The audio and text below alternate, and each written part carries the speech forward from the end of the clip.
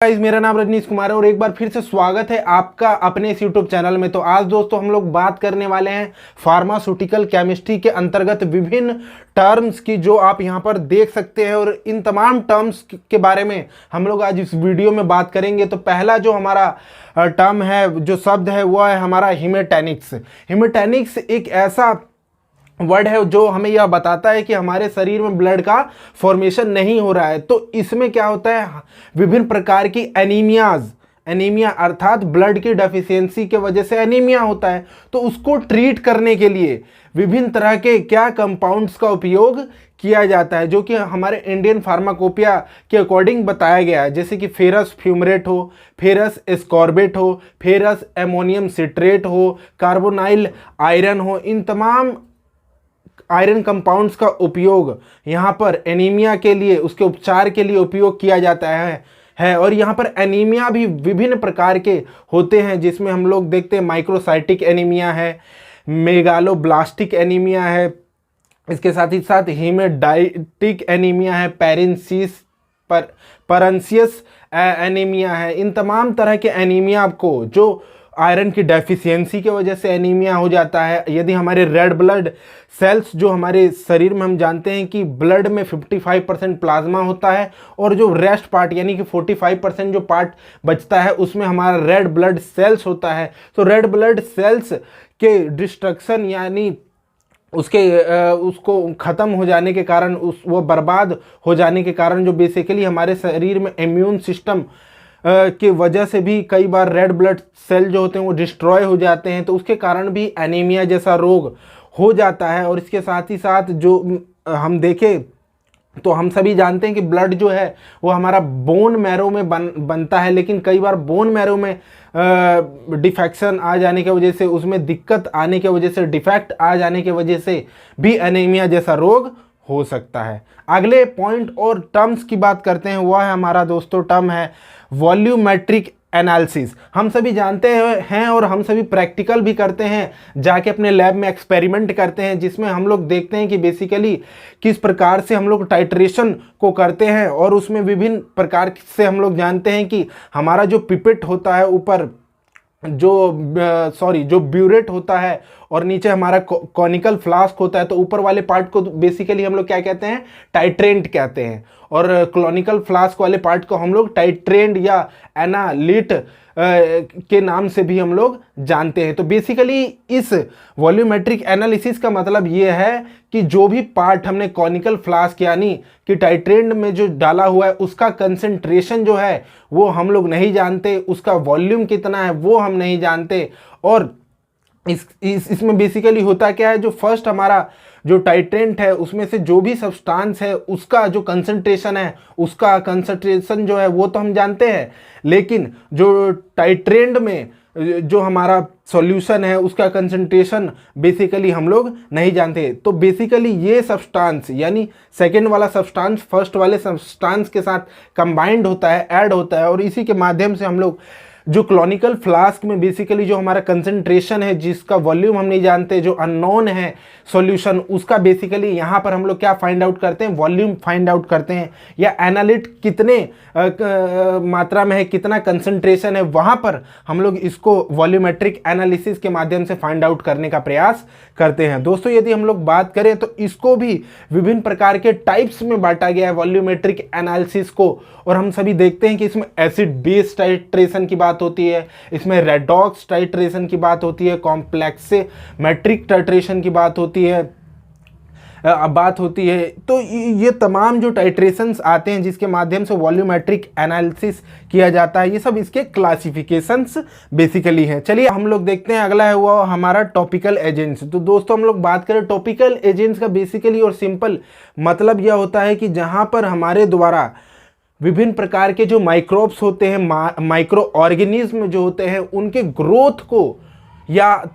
Growth को inhibit किया जाता है, रोका जाता है, या फिर हमारे द्वारा क्या किया जाता है, उनको डिस्ट्रॉय कर दिया जाता है, उनको खत्म कर दिया जाता है। और बेसिकली देखिए तो इसको स्किन पर भी लगाया जाता है। तो ये स्किन पे जो बेसिकली हम लोग देखते हैं कि एंटीसेप्टिक, खास तौर से जो एंटीसेप्टिक्स जो होते हैं, जो इसके एग्जाम्पल के तहत ही आता है, उसको बेसिकली हम लोग लिविंग टिश्यूज़ जो होता है, लिविंग सेल्स पे, टिश्यूज़ पे उसका उपयोग करते हैं और उसमें जो भी माइक्रो ऑर्गेनिज्म है उसको या तो मार देते हैं या फिर उसके ग्रोथ को क्या कर देते हैं, इनहिबिट कर देते हैं, कम कर देते हैं, रोक देते हैं। इसका बहुत ही सिंपल और महत्वपूर्ण एग्जाम्पल है जो कि हमारे द्वारा रोजाना इसका उपयोग किया जाता है दोस्तों, वह है हमारा क्या, बोरोप्लस, जो कि एक एंटीसेप्टिक के रूप में कार्य करता है। और इसके साथ ही साथ अगर हम लोग डिसइंफेक्टेंट की बात करें तो डिसइंफेक्टेंट जो कि इसका भी रोजाना उपयोग है, चाहे हॉस्पिटल हो, चाहे ऑफिस हो, चाहे घर हो, प्रत्येक जगह हमारे द्वारा हम सभी देखते हैं कि डिसइंफेक्टेंट का प्रयोग किया जाता है। और ख़ास तौर से जो भी माइक्रोब्स होते हैं, माइक्रो ऑर्गेनिज्म होते हैं, उनको मारने का, उनको डिस्ट्रॉय करने का कार्य इसके द्वारा किया जाता है। घरों में हम लोग ने देखा हार्पिक का हम लोग उपयोग करते हैं, लाइजोल का उपयोग करते हैं, कॉलिन का उपयोग करते हैं, जो कि खास तौर से नॉन लिविंग जो ऑब्जेक्ट्स होते हैं, सब्सटेंसेस होते हैं, उसके ऊपर इसका उपयोग किया जाता है। जर्मेसाइड भी इसका एक एग्जाम्पल होता है। जर्म का मतलब होता है माइक्रोब्स और साइड का मतलब होता है टू किल, यानी जितने भी तरह के जर्म्स होते हैं उनको, यानी कि माइक्रोब्स को मारने के लिए यहाँ पर जर्मेसाइड टर्म यूज किया गया है। यहाँ पर माइक्रोब्स को मार दिया जाता है। और इसमें खास तौर से हम लोग अगर बात करें तो इथाइल एल्कोहल की बात हो, चाहे आइसोप्रोपाइल एल्कोहल हो, इन तमाम चीज़ों का उपयोग हम लोग जर्मेसाइड यानी जर्म्स, माइक्रोब्स को मारने के लिए करते हैं। अगला दोस्तों हम लोग बात करते हैं वह हमारा ग्रेविमेट्रिक एनालिसिस। ग्रेविमेट्रिक एनालिसिस का दोस्तों बेसिकली मतलब यह होता है कि हमारे पास कोई भी एक सॉलिड पार्ट है, तो सॉलिड पार्ट में से बेसिकली हमारा प्रयास यह रहता है कि इसके अंतर्गत एनालिट या हमारा जो कंपाउंड है वह प्राप्त किया जाए जो शुद्ध फॉर्म में हो, प्योर फॉर्म में हो। तो यहाँ पर बेसिकली क्या जाता है, सपोज अगर मान लीजिए कि आपके पास पानी है, वाटर है, तो उसमें से हम लोग बेसिकली यहाँ पर क्या निकालेंगे, एनालिट निकालेंगे, सब्सटेंस निकालेंगे। एक solid part basically pure form में एलिमेंट, कंपाउंड को निकालने का कार्य बेसिकली यहाँ पर इस एनालिसिस के माध्यम से किया जाता है। और इसमें दोस्तों यदि हम लोग बात करें तो ग्रेविमेट्रिक एनालिसिस को भी हम लोग देखें, वॉल्यूमेट्रिक एनालिसिस को जिस प्रकार से हम लोगों ने क्लासीफाई किया था उस प्रकार से ग्रेविमेट्रिक एनालिसिस को भी क्लासीफाई किया जाता है। और इसको एनालिसिस को करने के लिए प्रेसिपिटेशन मेथड हो, चाहे एक्सट्रैक्शन एंड क्रोमेटोग्राफिक मेथड हो, चाहे इलेक्ट्रो एनालिटिकल मेथड हो, इन तमाम तरह के मेथड्स का प्रयोग बेसिकली ग्रेविमेट्रिक एनालिसिस के तहत किया जाता है। चलिए अगले टर्म की बात करते हैं, वह है हमारा गैस्ट्रो इंटेस्टाइनल एजेंट्स।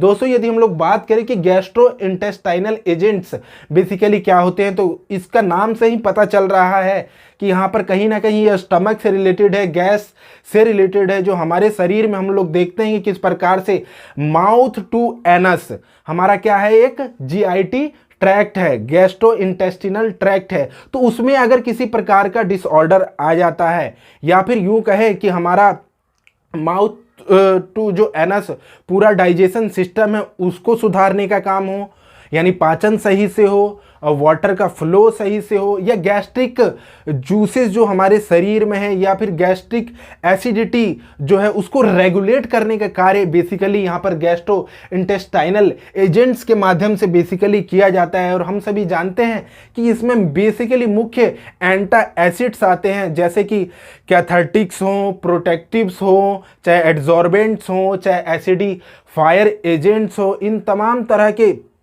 एजेंट्स का हम लोग देखें तो बेसिकली यहाँ पर प्रयोग किया जाता है। और इसमें अगर एसिडिफाइंग एजेंट्स का बात करें, जो कि कई बार क्वेश्चन पूछा भी गया है, यह वैसे एजेंट्स होते हैं जिसमें एक्लोराइड्रिया की प्रॉब्लम हो, चाहे हाइपोक्लोराइड्रिया की प्रॉब्लम हो, या हाइपेक्लोराइड्रिया की प्रॉब्लम हो, यानी कि हमारे शरीर में एक कंडीशन वह होता है जिसमें HCl बनता है लेकिन नाम मात्र के लिए बनता है, यानी HCl का सिक्रेशन नहीं होता है। एक कंडीशन वह होती है जो हाइपोक्लोराइड्रिया के कंडीशन में होती है, जब HCl का ज़्यादा सिक्रेशन होता है।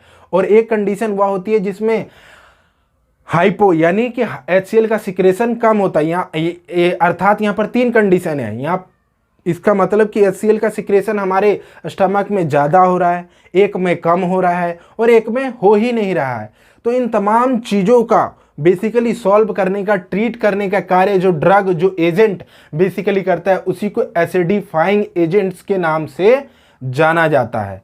अगला दोस्तों और एंड टर्म की बात करते हैं, वह है हमारा नॉन एक्वास टाइट्रेशन। और non aqueous titration basically volumetric analysis के अंतर्गत ही आता है। हम सभी जानते हैं कि नॉन एक्वास टाइट्रेशन जो है, जैसा नाम से ही पता चल रहा है कि इसमें जो भी एनालिट डाला जाएगा, सब्सटेंस जो भी हमारा होगा एक सॉल्वेंट के अंदर, वो एक्वास फॉर्म में नहीं होगा, वो वाटर कंटेन नहीं करेगा, इसीलिए इसको नॉन एक्वास टाइट्रेशन कहा जाता है।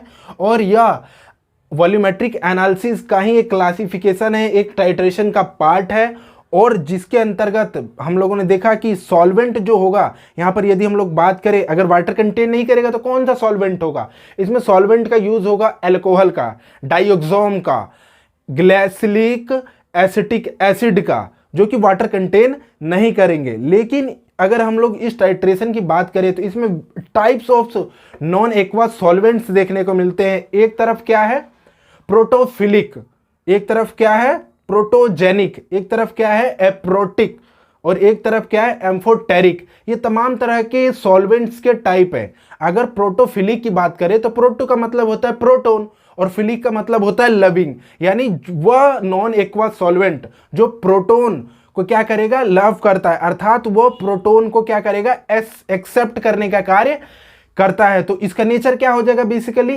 एसिडिक नेचर हो जाएगा। तो ऐसा एग्जांपल क्या है हमारे पास, H2SO4 देख सकते हैं। और साथ ही साथ हम लोग बात करें कि प्रोटोजेनिक क्या होगा, जेनिक का मतलब होता है डोनर। डोनर कौन होगा, बेसिकली जो एसिडिक इन नेचर होगा। तो प्रोटोजेनिक का मतलब हो गया कि वह नॉन एक्वास सॉल्वेंट जो कि क्या करेगा, प्रोटोन को डोनेट करने का काम करेगा। अगला यदि हम लोग बात करें तो एम्फोटेरिक नॉन एक्वास सॉल्वेंट्स। और एम्फोटेरिक नॉन एक्वास सॉल्वेंट वो सॉल्वेंट होते हैं जो कि बेसिकली क्या करते हैं, दोनों ही नेचर शो करते हैं, यानी वो प्रोटोन को डोनेट भी करेंगे और इसके साथ ही साथ एक्सेप्ट भी करेंगे। यानी जैसे एग्जांपल अल्कोहल और वाटर, यानी एसिडिक और बेसिक दोनों ही नेचर को ये शो करेंगे। लेकिन एप्रोटिक जो हमारा नॉन एक्वास सॉल्वेंट है वो ना तो एसिडिक होगा, ना ही बेसिक होगा, ना ही प्रोटोन को एक्सेप्ट करेगा, ना ही डोनेट करेगा। इसीलिए हम लोग इसको क्या कहते हैं, एप्रोटिक, बेसिकली यहां पर क्या कहेंगे, नॉन एक्वास सॉल्वेंट। और ऐसा कौन है, बेंजीन, जो कि केमिकली इनर्ट होता है। तो ये था आज का तमाम डिस्कशन कि आखिर क्या है ये विभिन्न टर्म्स जो कि फार्मास्यूटिकल केमिस्ट्री के अंतर्गत पढ़ते हैं। तो कैसा लगा आज का मेरा वीडियो, जरूर बताएं। थैंक यू, धन्यवाद।